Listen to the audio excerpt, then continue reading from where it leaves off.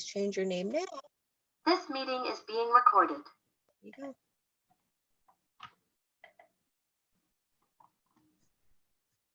All right.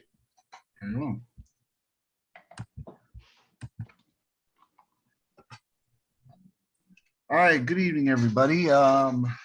My presentation this evening is called A Place for Everything and Everything in Its Place, the ReDeving. This is actually a revampment of a talk I gave last August discussing that for Ansible Nova, which was a very good production, and I thought to take on its success and improve on it. So tonight we're going to be discussing more of the Kubernetes-centric elements of it, and as well as some other refinements that I've come across in my experience since that time. But first, introductions. So who am I? I am Kevin Latchford, engineer, hacker, and otaku. A child of the Bell system. Both my parents were involved in the old AT&T Ma Bell system, and from that being in my blood, I guess tech is part of my DNA. Spent over a decade in telecommunications, mobile and satellite, as well as in IT, especially industrial Internet of Things. In fact, one of my telecommunications is right there. That's 150 feet plus up on a tower outside of San Juan, Puerto Rico, when I was working on a particular job with an AT&T contractor. I'm a self-taught code guy and Elmer, i.e. a ham radio operator. And in fact, such a dedicated ham radio operator I have been for now over a decade, with Skywarn watching the skies every summer for severe weather. But I'm also a professional. Certified business analyst, scrum master. In November of 2020, I achieved my CCNA. Right now I'm working on DevNet and CyberOps, which is the new cybersecurity certification, as well as Python certifications. And I'm a huge open source aficionado, as you can see from the very nice parrot logo there.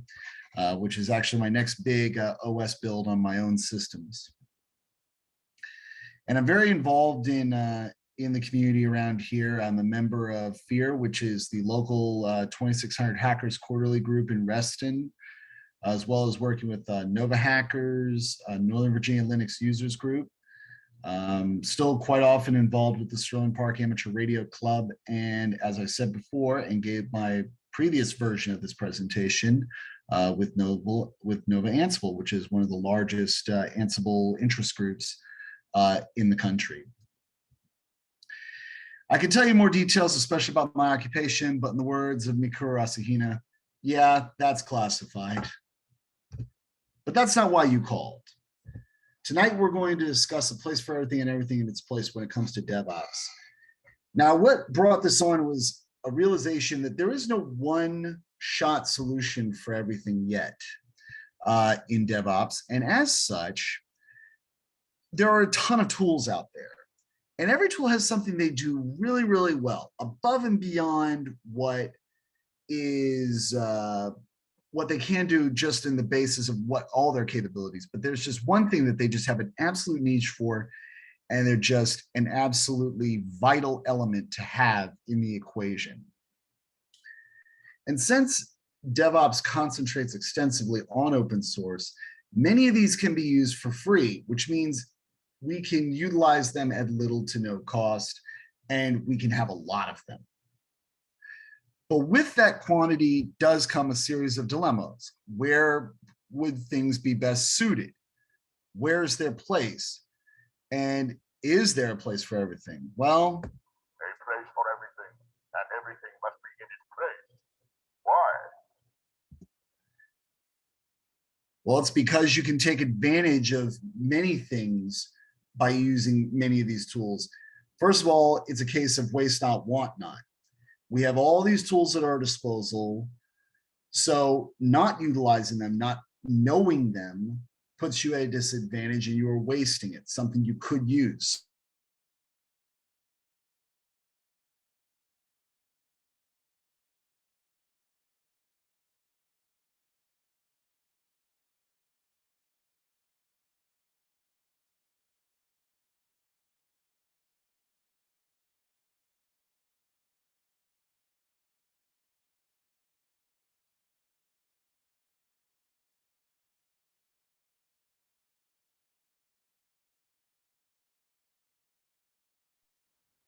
Kevin, I think we lost the speaker.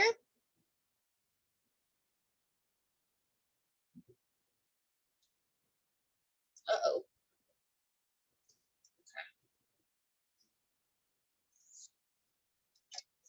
Kevin, if you're talking, your audience cannot hear you. This meeting is being recorded. You had just played the video, and then it was like the next slide, and then it got cut off. This one right here. Are you sharing your? Not Oh. sharing yet. Good grief. Why is it not? Oh, here we go.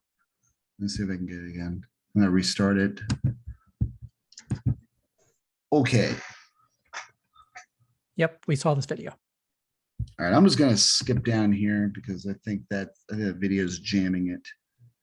So to begin with, this is not an exhaustive or with it. Well, actually, I think I may have not. So Presentation mode.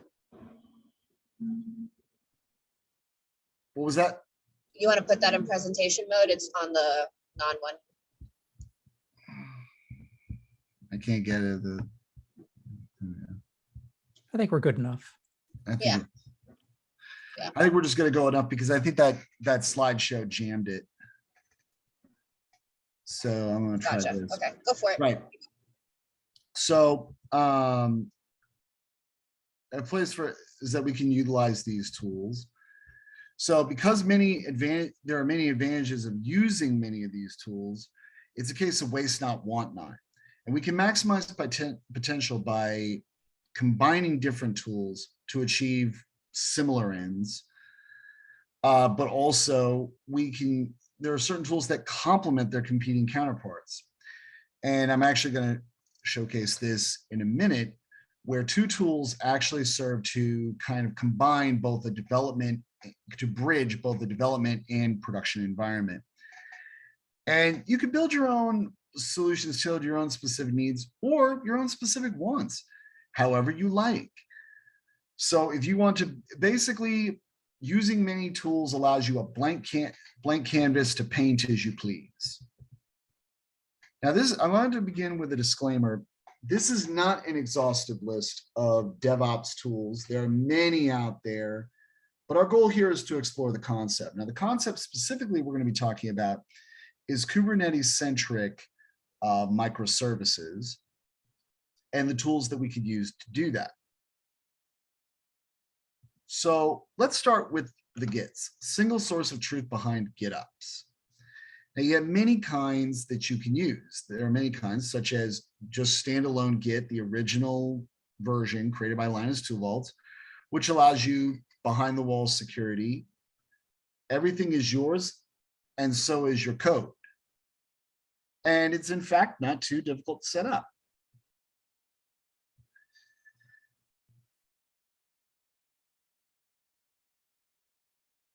GitHub, being the most well-known repository and one where pretty much every company has one, allows you basically to have a repository that's pretty much available and accessible by the masses.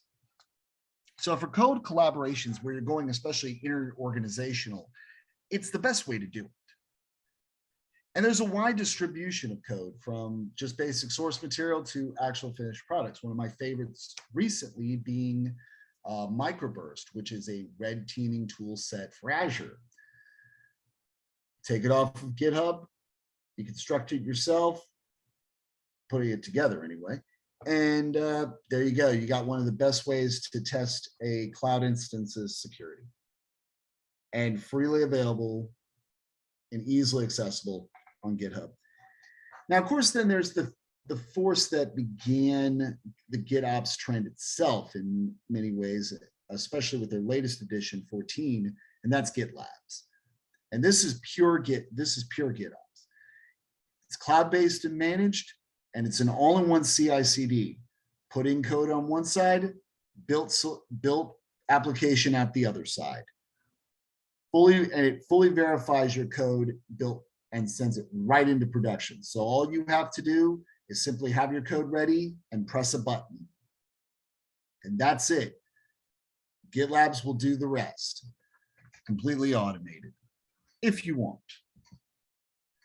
Now, before we move further, why is it that we're now doing GitOps? You know, when we were kind of saying, well, it's all about DevOps. Well, yes, it is, but now it's becoming about GitOps simply because, well, Git won out. It's the version control of choice that everybody's stuck to. And I think that reasoning is kind of the same reason why Linux is kind of dominating the server space in many ways. It's free open source software, always will be, and it's just trusted.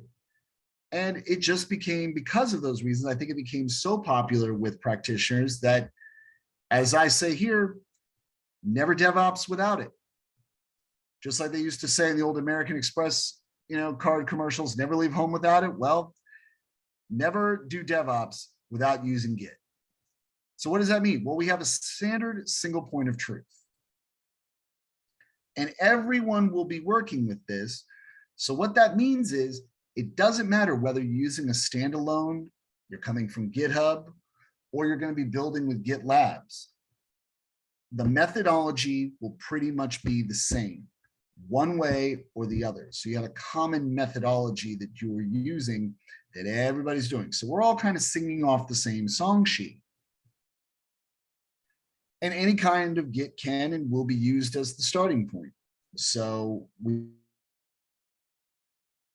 have a single line of thinking that we can use so everybody, you know, understands where this is going and how it's going to be done.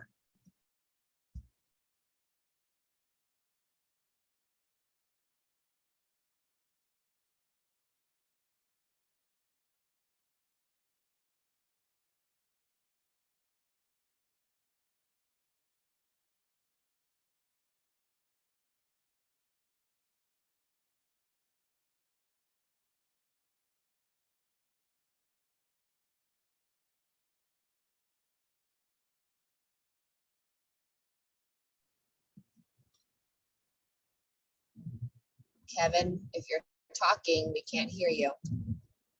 There he is. He's coming back, guys. That's how you know he does so much stuff on that computer.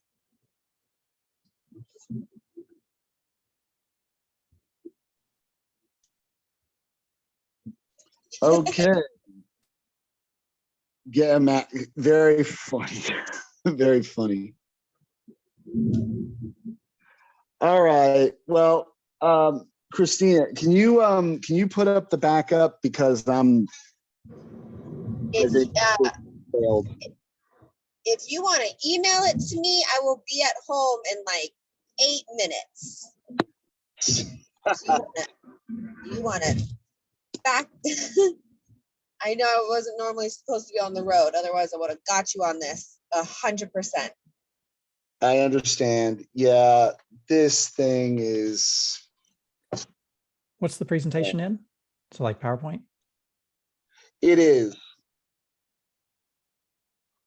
I can try on my Linux laptop, but if somebody, I'm thinking maybe Trevor or someone else might have a Windows machine. Well, it's PowerPoint, so it'll work on anybody's. No. This meeting is being recorded. Very well.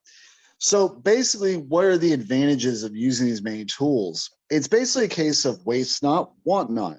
You can maximize your potential by combining different tools to achieve similar ends, and sometimes in a more organized or even improved fashion.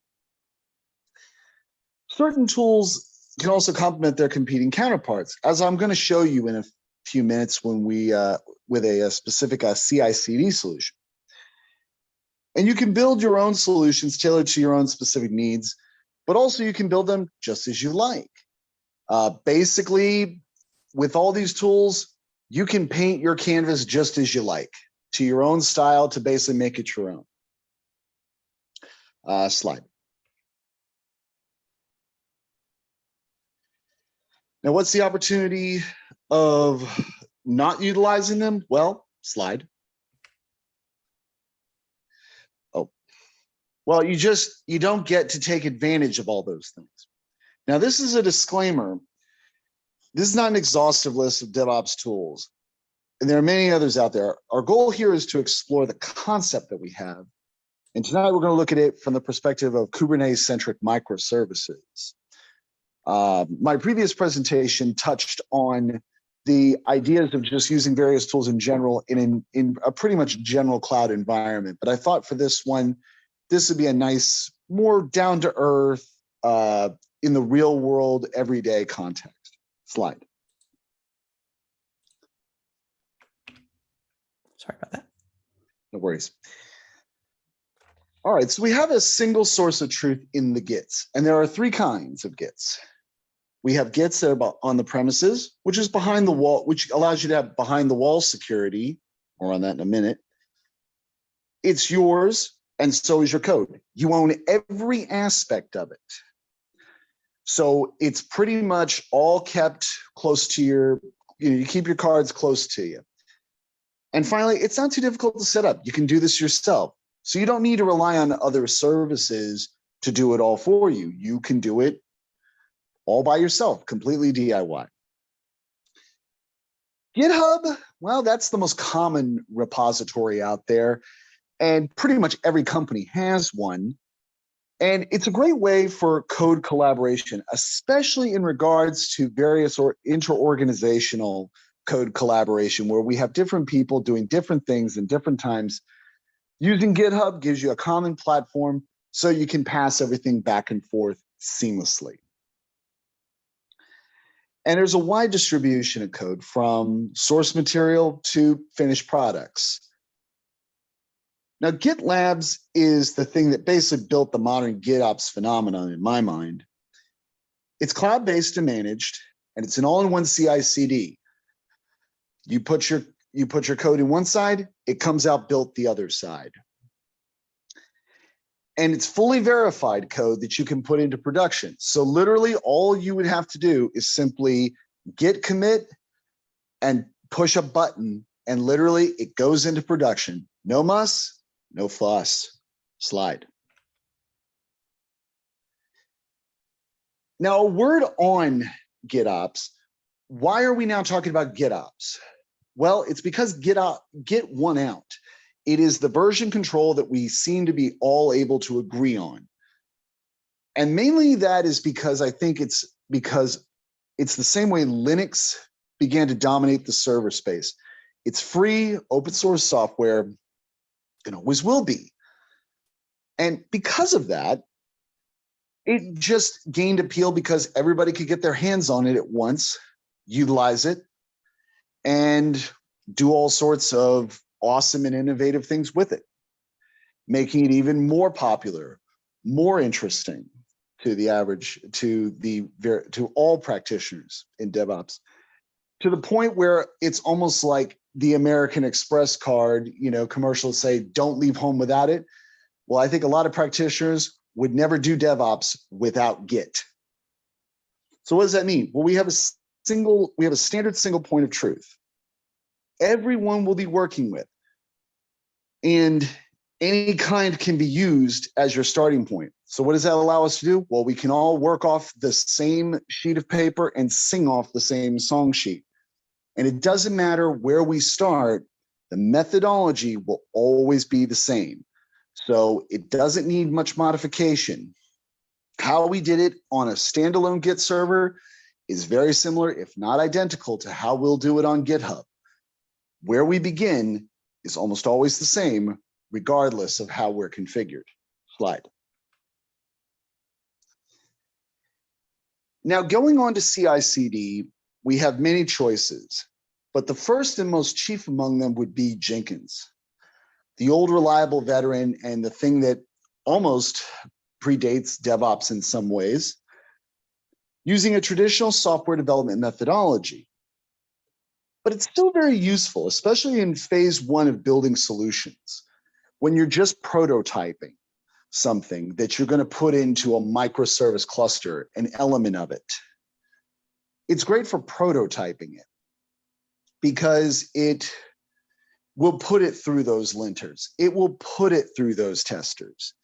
It will run it through a fairly rigorous build to make sure it's in good order when it comes out the other end. Plugins, whatever you like to work with, Jenkins can work with it. For myself, I like Selenium, as my testing element. Why? It's just what I know very well. Okay, no problem. Jenkins works with it.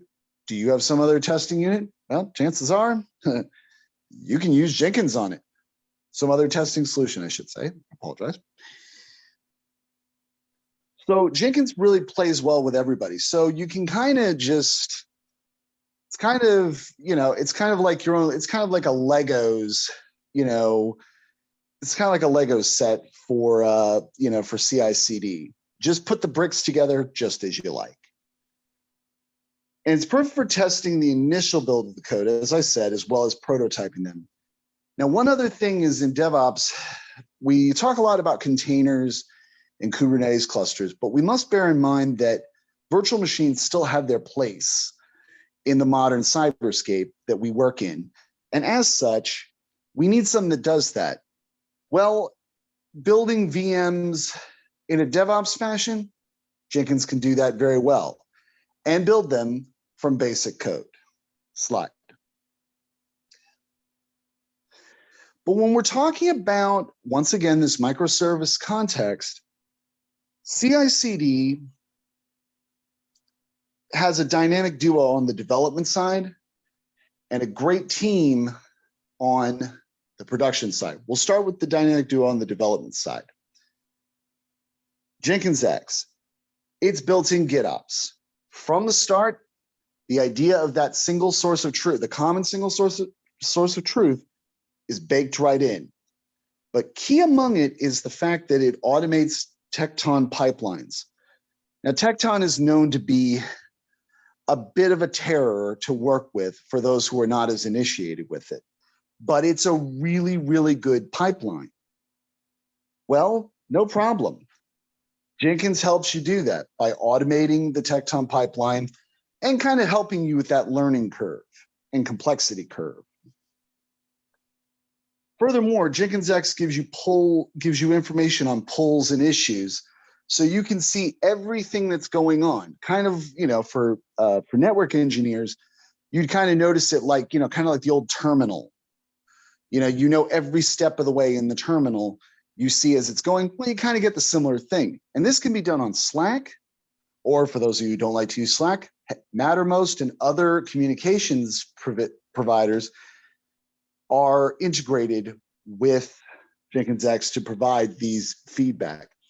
You have preview environments for your builds, and it's just as good on private clouds as it is on the public cloud services. Now, we'll get to that more in a minute, but that's a great thing in that if you decide to go on your own cloud and go your own way, Jenkins will help you kind of get that level of service and help and information that you get from the public providers.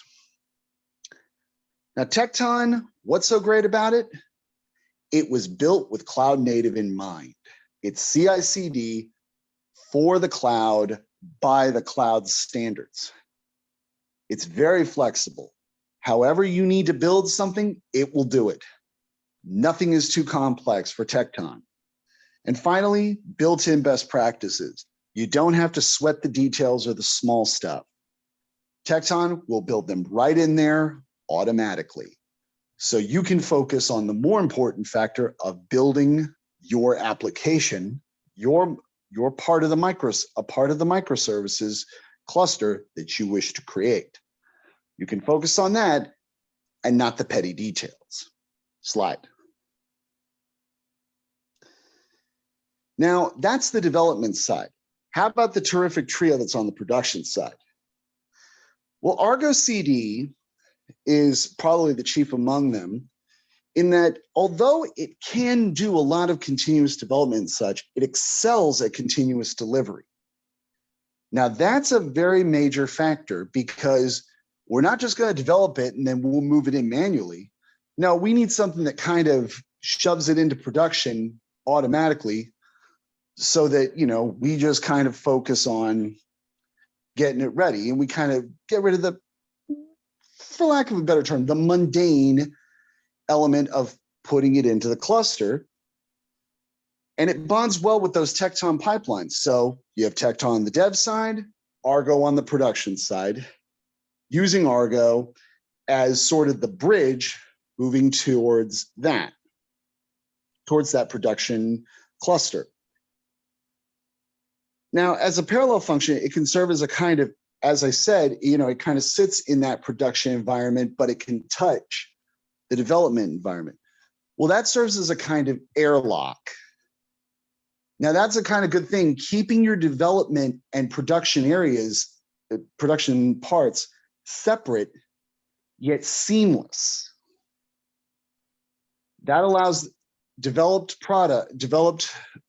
applications to move right into the production sphere, but still, once again, keeping the two areas separate in case something goes wrong on either side.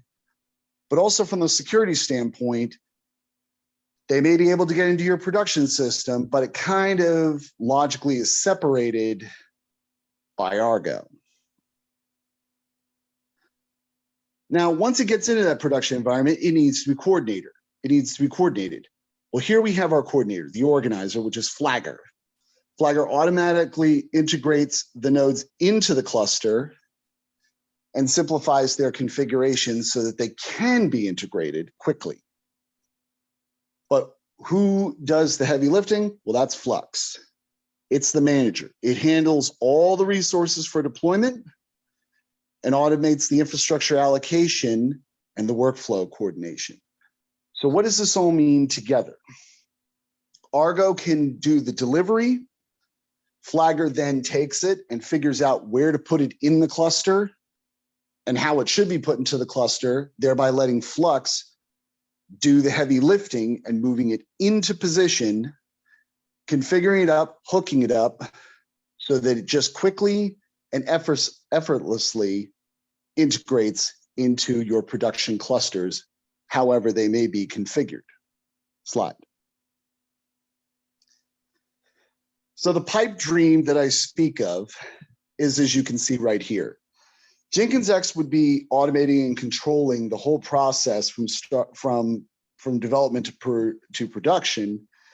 And you can see where Tecton will basically conduct all of its various functions, and where then Argo picks up responsibility and begins moving it into production. So as you can see, although logically separated, it is in real terms seamless. Slide. And now for something completely different. Slide. A word on Docker. And this is very important. Slide. Docker is dead. Long live Docker. What? Well, it's because of a recent revelation we're all aware of, is that Kubernetes is no longer really playing nicely with Docker. And although some say, well, it's not the complete end of it all, for all intents and purposes, it is. It's not going to be supported. And why was it?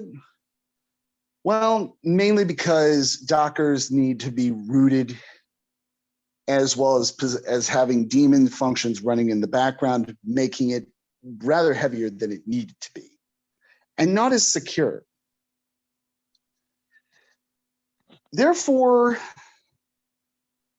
it is a thing where it's just, and finally, some accuse it of Docker being not open source enough.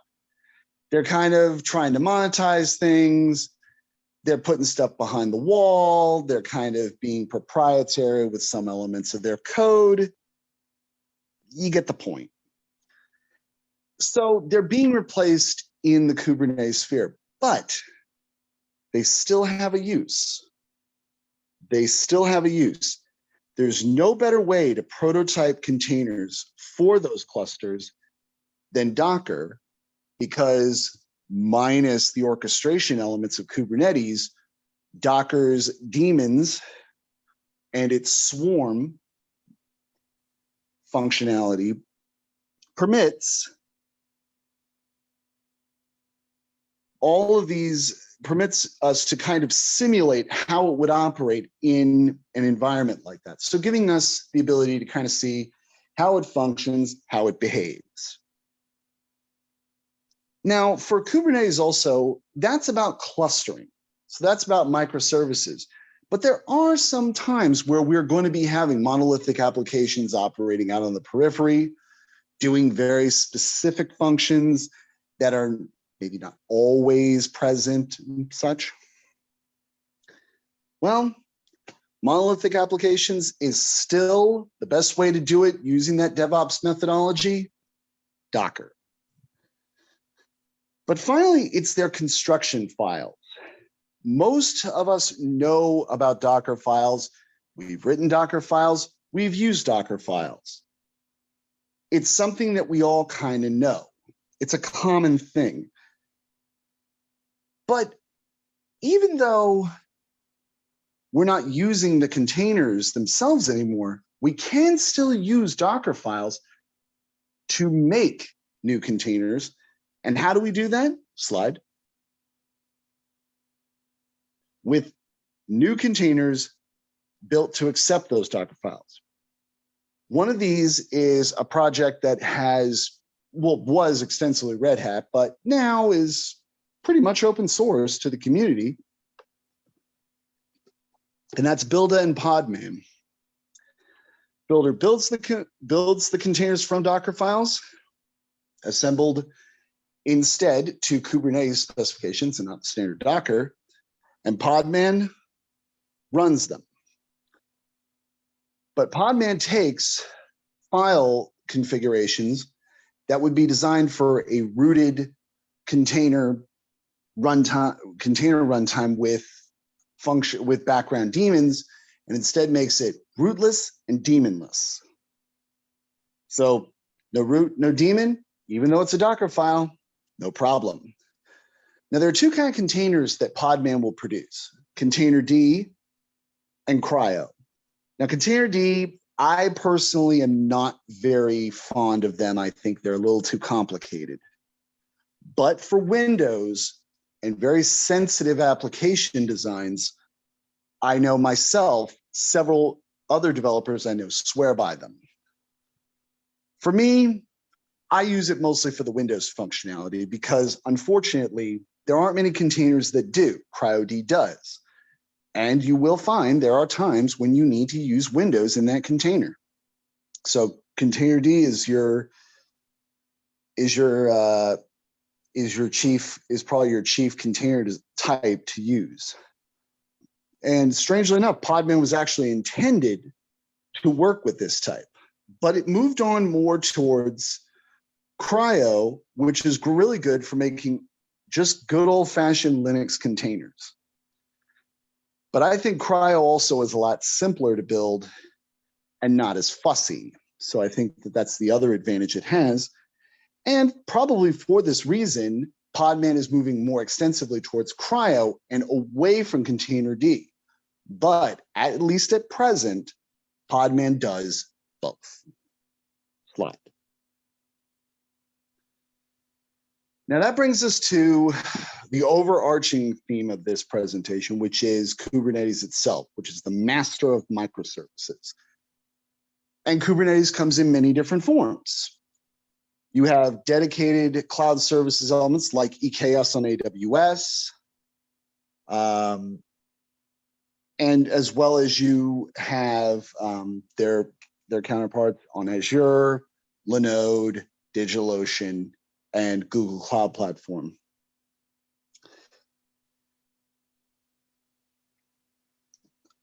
William, actually, I'm going to bring up that at the end of the presentation. I will address that. And it integrates well also with the cloud functions. In the AWS context, EKS can really integrate very well with things like Kinesis, Lambda, or in the case of non-Amazon, things like Kafka for streaming data capture and such. But they're not the only game in town. There are other more on-premise like Kubernetes distributions that you can use. Need some extra management abilities? use Susie's Rancher. Or if you need Docker support and you like role-based access control, you can't go wrong with OpenShift. Slide. But you need to also orchestrate these containers and allow for some automation thereof. Now, for most of us, we are probably well aware of Terraform, HashiCorp's pretty much flagship product, one of their flagship products. And it's really good. And it's free, sort of. It's only free, though, once you keep it at a small scale. But HashiCorp pretty much has put the paywall once you grow beyond a certain size. But that being said, it's simple, it's quick, and efficient.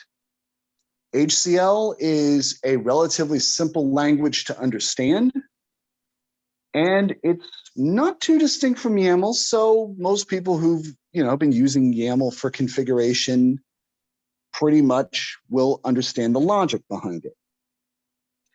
And it's great for working with those Docker prototypes to simulate self-healing in the cluster, as well as builds from Helm charts. But for enterprises wanting to use it, the big move now is to Pulumi. Now, Pulumi, instead of using a developer-specific language, it basically allows you to build your instructions in Python, Go, Node, a ton of other languages. And it does it, and unlike Terraform, which is more simplistic, if you have more complex builds and more if this, then that conditionals, well, Pulumi's really got you covered where Pulumi does what Terraform don't. And on medium to large scale deployments, Pulumi is replacing Terraform in this regard. However, on the production side in a Kubernetes cluster, you want something that's maybe built with that context in mind. And in that case, we have Crossplane, which is built with Kubernetes, which is built for Kubernetes using kubectl. You get production from the orchestration instructions that it produces. You get production-ready clusters at the press of a button. And you have a consistent API across many different systems, regardless of their build and their environment. So pretty much, it's one ring to rule them all. Slide. Now, of course, you need in your production systems, and to a large extent in your development area, you need good logging. But while there are many out there, two of the most prominent, though, are Elastic and Grafana. Now, while Elastic and Grafana can do pretty much the same functions, function for function, Elastic is more log-centric. So it's best suited for historical recording, especially because Elasticsearch, the embedded search engine, allows you to dig into the records to figure out where things went wrong, how they behaved, and where a cause might be for anomalies. Whereas Grafana is metric-centric, making it more useful for real-time monitoring. And it has a very good visualization suite on there, so you can kind of see it. You can envision it. It's almost as if you actually have a microscopic view of the system you are working with.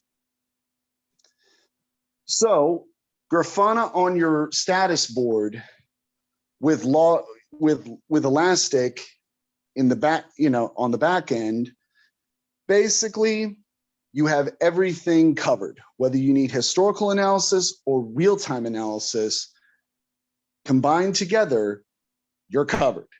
And the best part about them is they work together with all of the most major monitoring tools. Chief among them, Prometheus and Jaeger. and especially in for those of you who are in cybersecurity, you might have heard about something called Security Onion. Well, two of the biggest sensors in there, Prometheus and Jaeger. Slide. Now, before moving on, we need to clear something up that is a little bit of a misnomer and not exactly true to the fact. Slide. Repeat after me. Slide. There is, slide, no such thing as serverless. Slide. Sir, as my friend said, as one of my colleagues said recently, serverless is made up, so shut up. And in that statement, although very brash and, you know, very not necessarily the most boardroom safe, he's right. The biggest thing is we need to make sure that we understand the context, because 9 times out of 10, it's optimized K8 Kubernetes container clusters that are all running behind the curtain, designed to efficiently execute a specific task. That's it. But they run on servers. Those clusters run on actual servers. So it's not exactly serverless, it's just service full. Thought I'd make that distinction. Slide.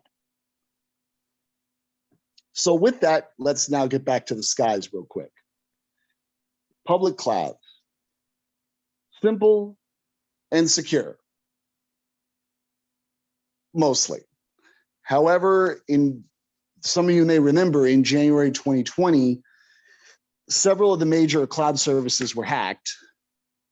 And although contrary to their claims, and although they claim very high level security, contrary to that, GhostNet got in there in a relatively short amount of time. So while they are mostly secure, they are not completely immune. But they offer tons of managed services that take a lot of the burden off of you.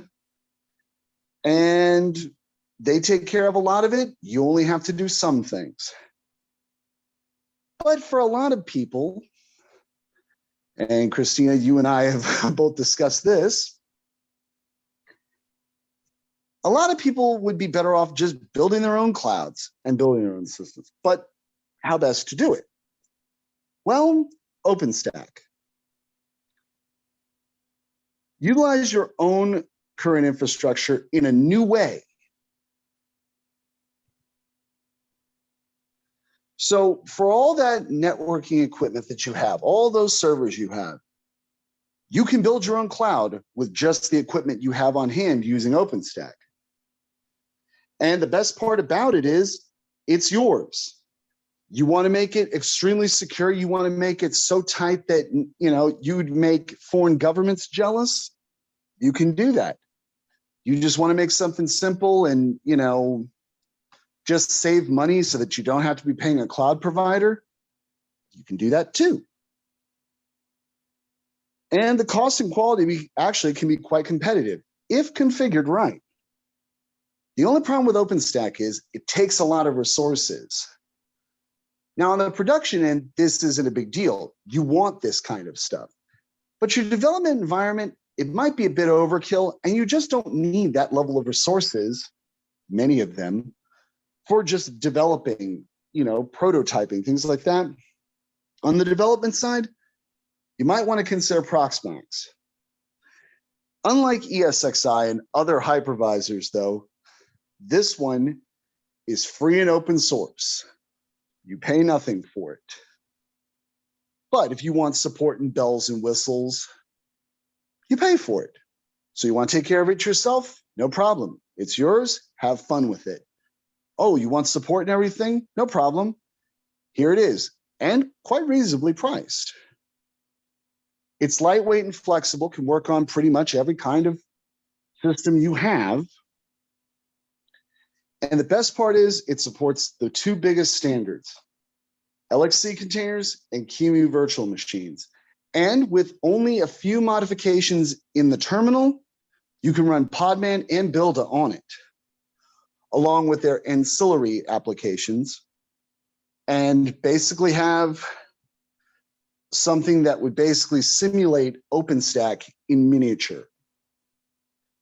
So it's an excellent development environment that doesn't need that doesn't need a ton of resources and doesn't take up a lot of power and other ancillary elements that could make your own cloud network and your own cloud system prohibitively expensive. Slide. So, oh, didn't go. So, in summation, there's a place for everything and everything in its place. And by using that principle, we are using tools where they are best suited. Even if they're multifunctional, we're still using them where they truly shine. And lots of tools means you make it your way. And by that, you can make a true masterpiece in your designs. And because nothing is wasted and all is utilized, you get the most effective solution and you get it done maybe easier, better, stronger, faster. Slide. All right, folks, any questions? We'll check the chat here.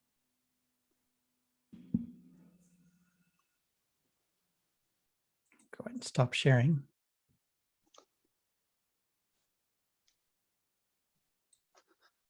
So the floor is open. Minus the technical difficulties, I thought the landing of each card was pretty cool. Yeah, unfortunately, the videos are really good. And for anybody who's interested, that comes from a thing. Just look up Windsor Davies RAF video and you will find it. It's probably one of the funniest safety videos I've ever seen in my life. Mhm.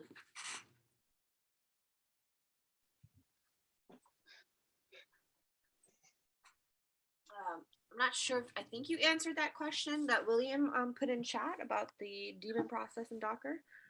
Yeah, basically, the biggest problem with Docker